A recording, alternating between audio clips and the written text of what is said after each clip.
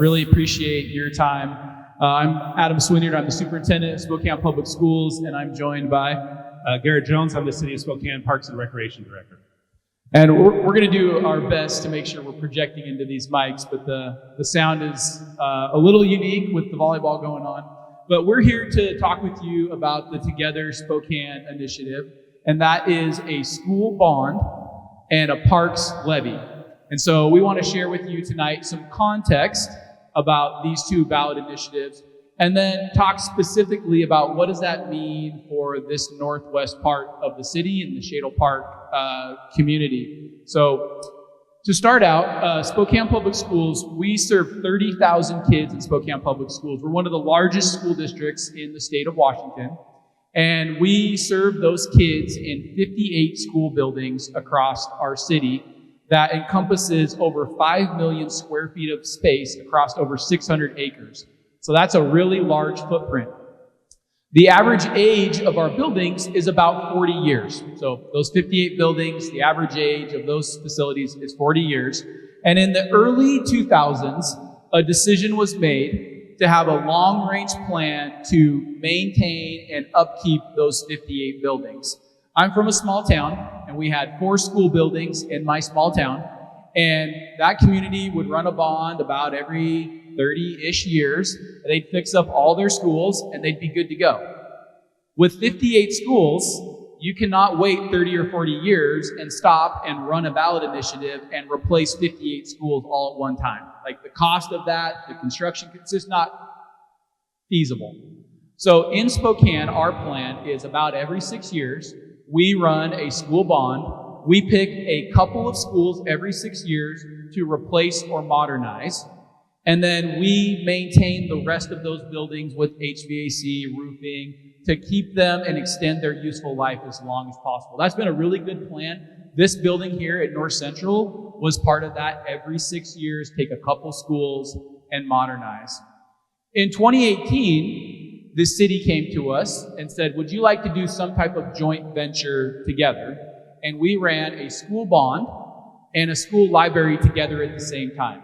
The city gave us land, exchanged land with us to build Yasahura Middle School and Pepperzak Middle School. So the district didn't have to buy that land.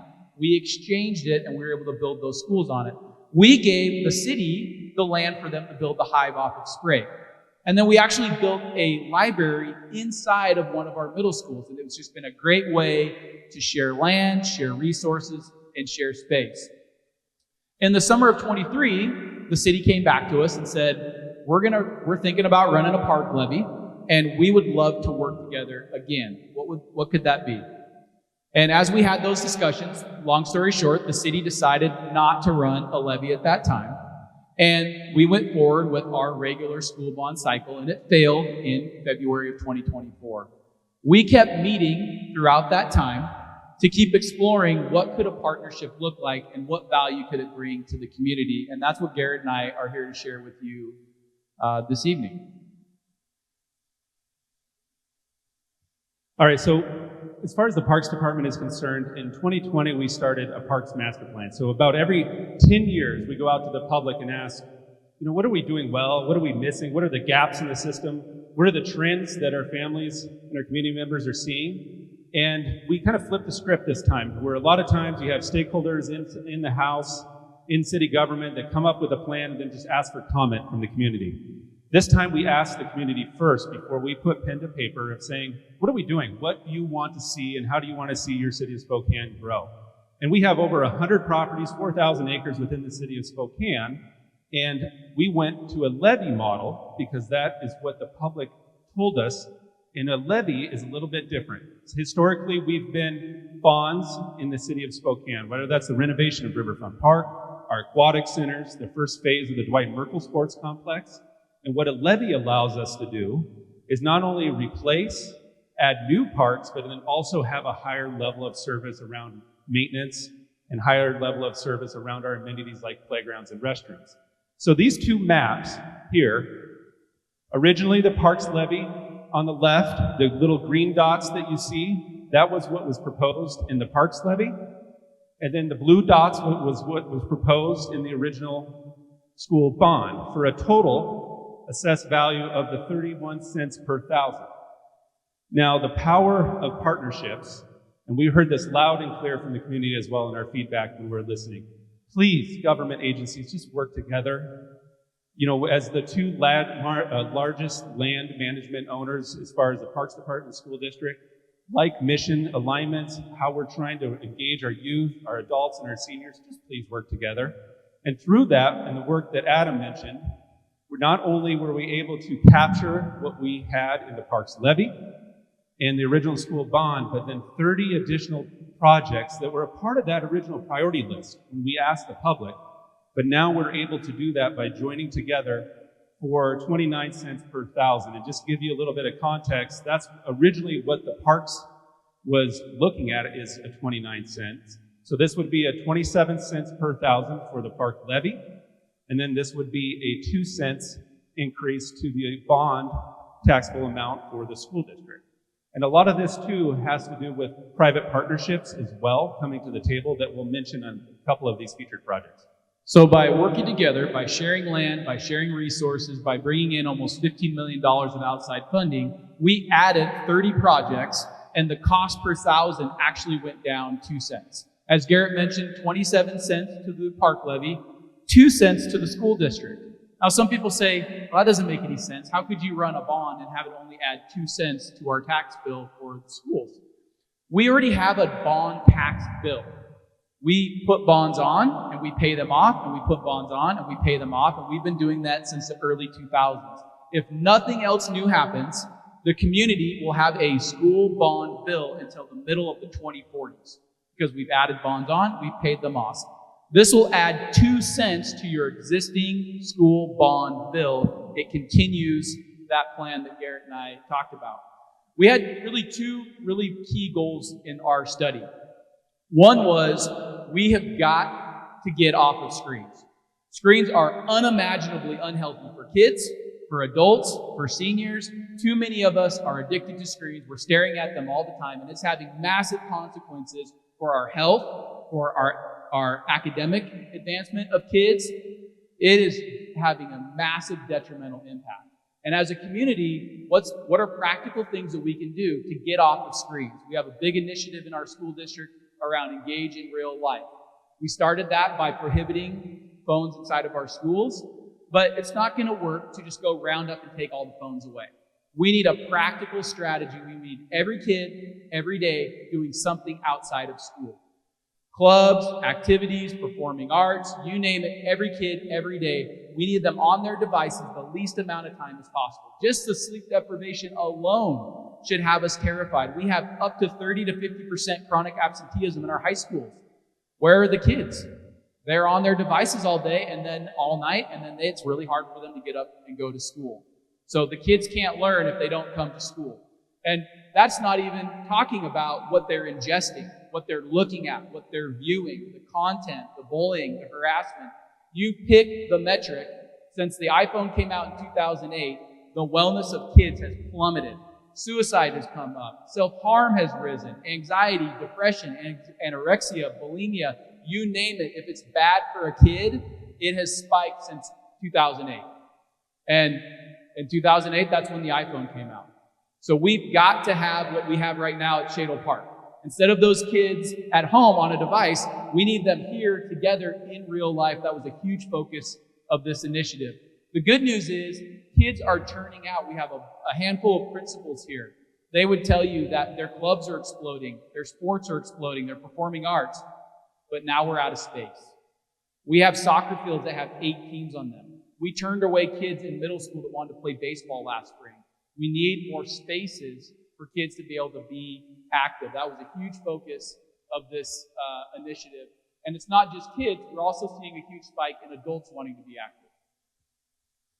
So we want to spend a little bit of time now talking about specifically, as Garrett mentioned, there's 200 projects, over 200. And so we don't have time to go through all 200 today, although we love talking about these. We really want to specifically focus on the Northwest. One thing that is going to impact kids in the Northwest is a new trades high school. We have more kids than ever that want to be involved in the trades sooner in their academic journey. And we offer lots of great programming within our high school. We have lots of great experiences. But still, we have kids that say, I want to do that all day, every day. We also hear from business and industry. I heard it again today. I was with a group of business leaders. We can't find electricians. We can't find people to do sheetrock. We can't find people to do plumbing. We are desperate. As baby boomers retire, business and industry is desperate for kids to go into the trades. This new trades high school will be a full-day 9th through 12th grade program. When kids graduate, we're going to hand them their diploma, and we're going to hand them their 2-year technical degree from the community college, debt-free and ready to enter the workforce. Huge opportunity for kids, huge opportunity for our local economy. Another big piece that we heard loud and clear around our open spaces and parks is around public safety in our parks and open spaces. Now, public safety is a broad spectrum of things that we're looking at. So just to give you an example of when you're able to engage in the public, now you always like to use Dutch Shakes Park as a small little pocket park in West Central. And that community came to us and said, we don't like this park anymore. We would rather you just mow it down, put a fence up. It was one of the highest calls of service in the entire city of Spokane at one park location. But working through the neighborhood now taking ownership in their park spaces, wanting to take that park back, and then engaging with the public and saying, what would you like to see in your park? What do the kids want to play with? And then investing capital dollars into that park facility, then created positive activation in that park facility.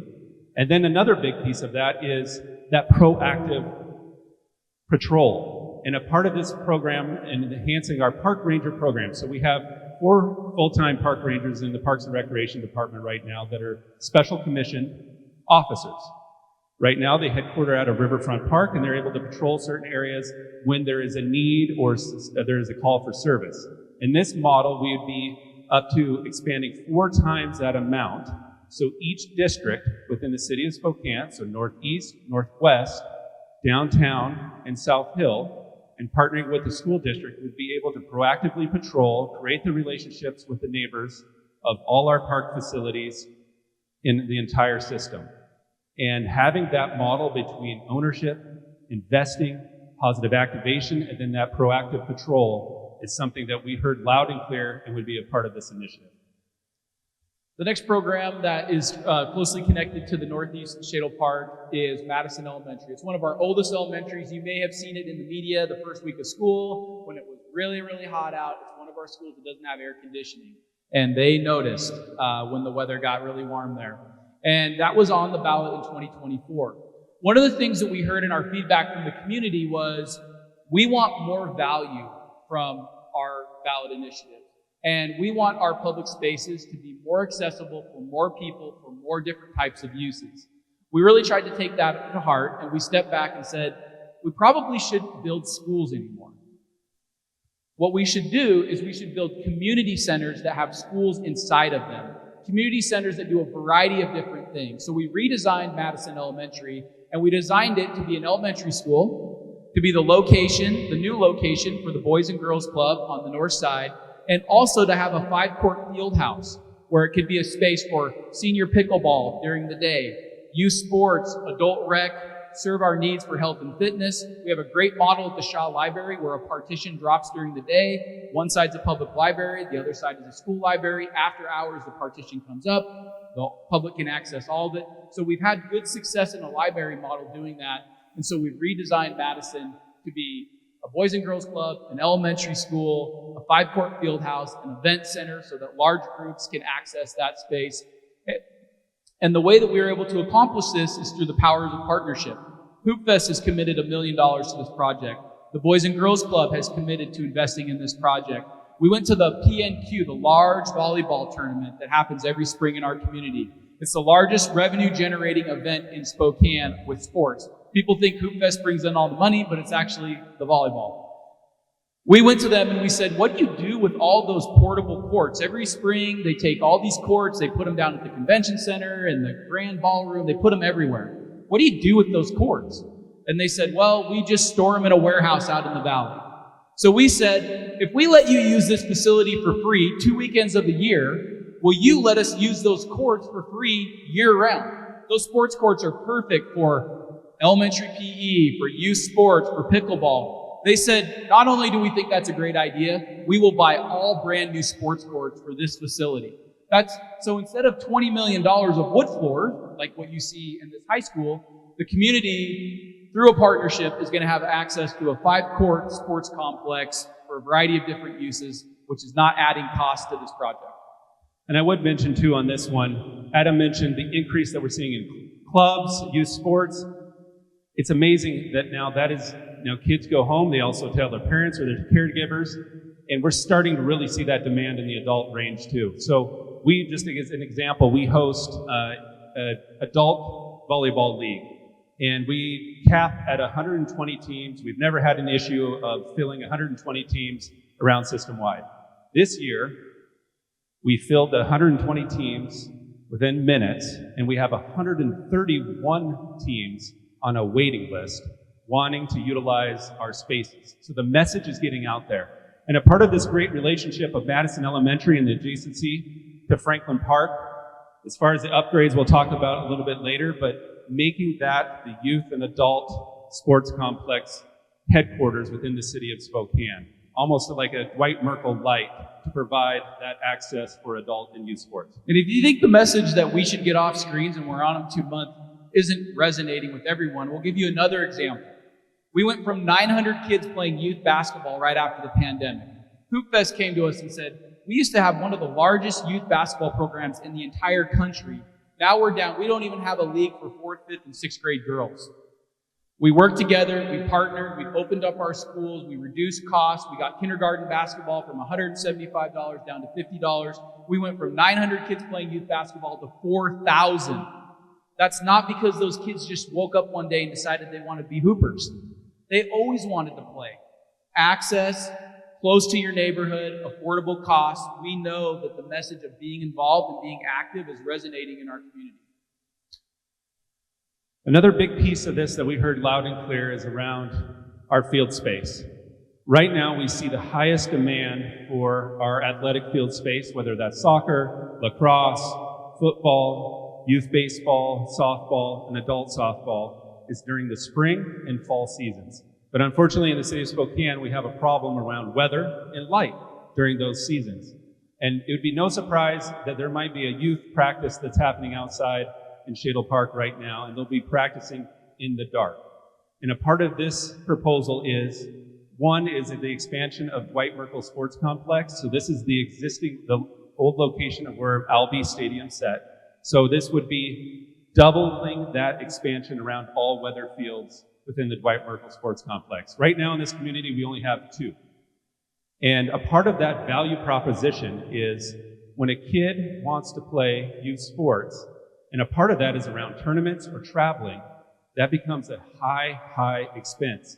And even the small expense around how do I get my kid to Plants Ferry for a practice or a game, whether that is the transportation or I have a job and I can't get my kid out to the valley.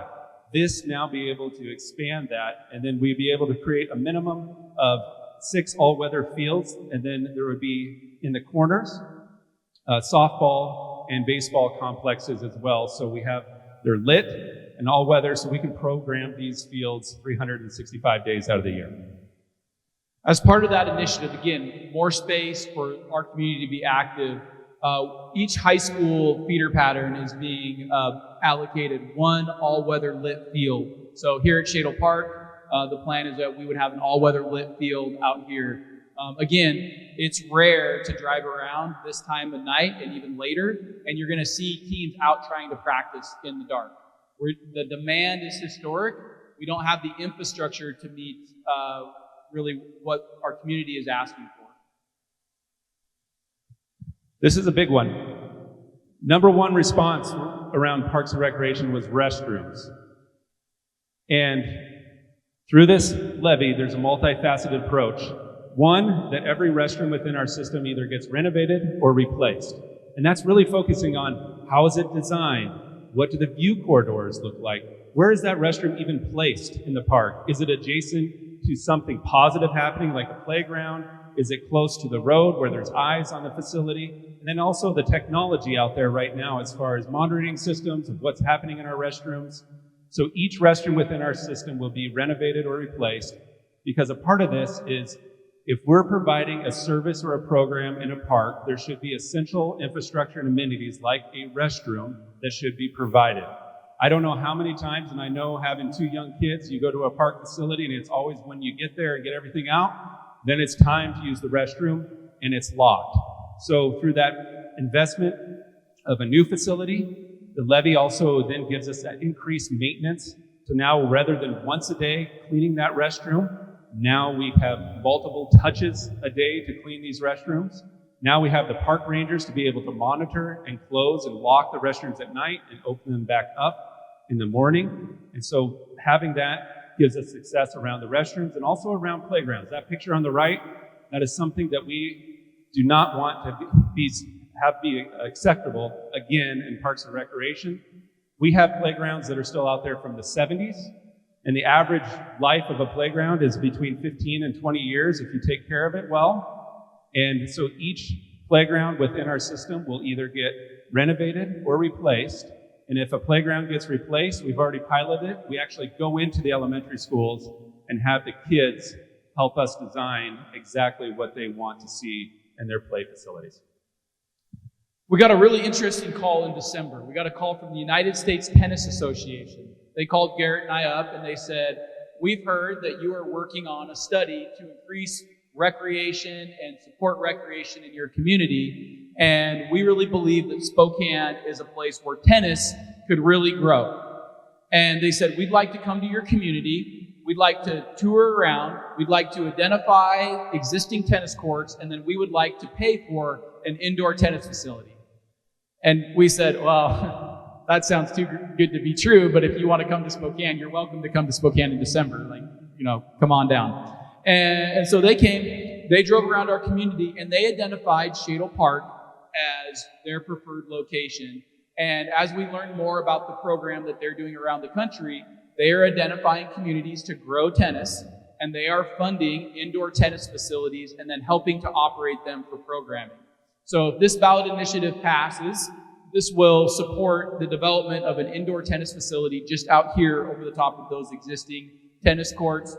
The tax dollars that we would contribute would pay for some minor parking adjustments and some storefront types of experiences for this indoor tennis center, but funded by the U.S. Tennis Association. Also, a part of this partnership is in our master plan and working with the community, we had a goal that every resident within the city of Spokane has a 10-minute walk to a park or an open space. And quite frankly, we're pretty blessed in this community of the parks that we do have, but it's really that outlying areas that we've seen growth starting in the 80s that we've kind of missed the mark of setting aside land for public use. So a part of this initiative is we own about 16 acres of undeveloped land of North Indian Trail. And so this would fully develop a community park within the North Indian Trail area and working with the community exactly what type of amenities they would like to see. And then that really hits that mark for North Indian Trail of one of the highest growing areas within the city of Spokane to have a new addition of a community park in their neighborhood.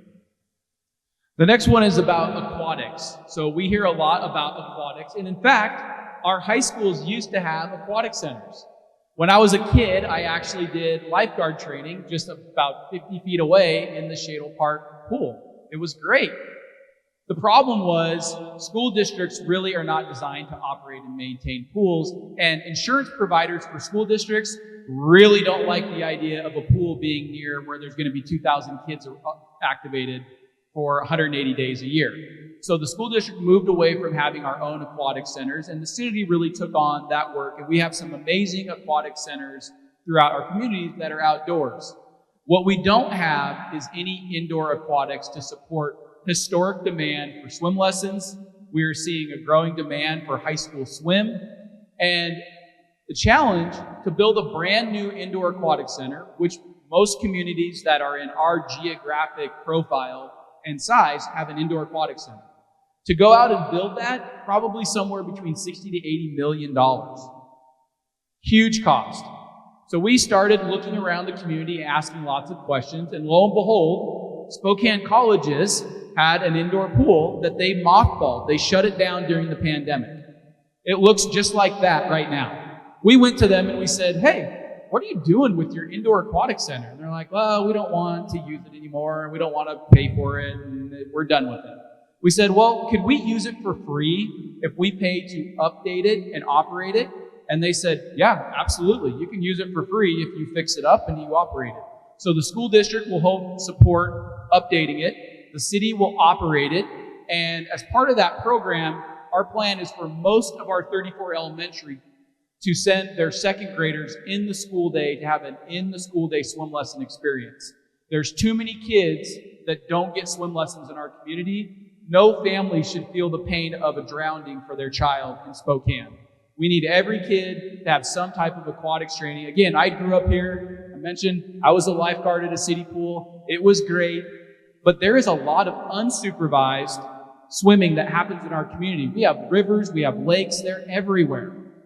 Every kid deserves the opportunity to have a swim lesson experience, and through this partnership, we'll be able to do that in the school day. Also expand swim lessons. If you have younger kids, you have to sit by a computer for summertime swim lessons to try to get a spot. They're that crowded. And I mentioned, in addition to that, we're going to be growing our high school swim programs. And just real quickly on this one, another big piece of this is we've seen a huge demand on options for programming for our therapeutic recreation programs around swim and water safety. And quite frankly, our outdoor aquatic centers really don't fit that environment and fit that mold for a lot of our youth and adults. It's just, stimulus is way too much. It's kind of like Disneyland, and it just doesn't work. So a part of this program too is expanding our therapeutic programs around swim lessons. I mean, it's amazing to see, and it's heartbreaking that, the leading cause of death of kiddos with autism is drowning. And so being able to expand that program and provide this service in this facility now gives us the availability to do that.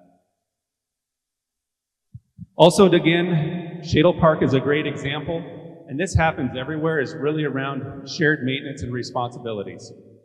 On a given day in Shadle Park, you can go out there and you can see the city of Spokane mowing one half on this imaginary line that goes north-south, and then the school district is mowing their half on the other side. And a part of this is coming together, almost like I mentioned the model around park rangers, is putting into zones to where both of us aren't driving to the same location. We are able to then take on to where we'll mow Shadle, the school district will take on another area. And again, that adds not only efficiencies, but then also increases the level of service in our parks and our grounds that our community deserves, as far as that curb appeal, making sure things are weeded, that the trash is picked up. And so we're looking at a model of really expanding that shared maintenance responsibility. So really quickly, just want to cut on a few additional projects. We're going to go really quickly, because again, there's over 200 projects in this initiative between those two ballot measures. We'll also be replacing Adams Elementary. It's one of our other oldest elementaries on the South Hill, and that will be the location for the South Hill Boys and Girls Club, which currently doesn't have much youth programming in that part of the city. It'll also provide some updates to Gary Middle School, Chase Middle School, and North Central High School. Every school will get some type of improvement. Again, we mentioned schools regularly need roofing, HVAC, lighting, carpet, paint. We want to extend that useful life as far as we possibly can. We're really working closely with the city to make sure every school play field is a park after hours where people can access it and use those amenities. We're on to really continue to work on making sure we have beautiful auditoriums at all of our high schools. This will support some new technology that will make sure that people can rent and use our beautiful auditoriums. So your local piano teacher could easily rent that space and have their piano recital. They shouldn't be exclusive just to the school district. We're working on collaborative scheduling, so you don't have to try to bounce around on different websites to find an open field. We're going to be expanding as part of our all-weather fields initiative. Spokane Youth Sports Association is contributing $5 million to all-weather fields, and some of that will be invested to expand additional fields in the south part of the city. We mentioned the tennis center. We also have a partnership with the Museum of Art and Culture, where we're going to partner around storage so they can open up more of their exhibit space to our local art and history.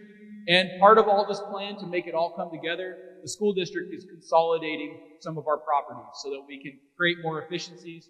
You may have read that we purchased a new building in the university district. We're going to be selling our current district office, selling a parking lot we own.